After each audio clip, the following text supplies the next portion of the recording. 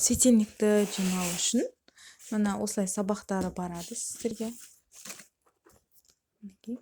Осы жерде түсіндіре кетейін, мына жапырақтарын біз ортаға жинап, осылайынан орап жібереміз. Бұл жапырақтарға ешнәрсе болмайды.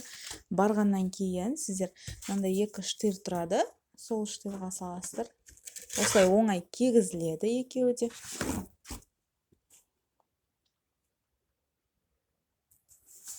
Мына осылай кигізіледі штыр. И сосын мына жапырақтарын өзіңіз түзесеңіз болады. Бұлар оңай майысады. Осылай қалпына келтіресіздер.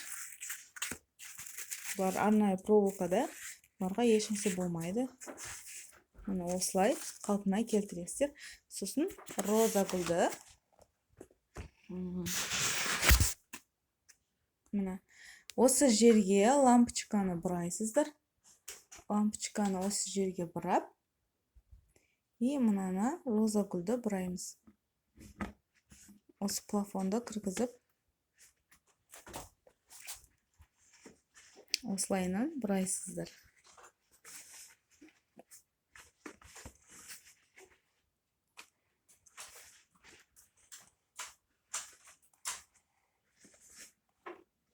Мінекей плафон бұралады.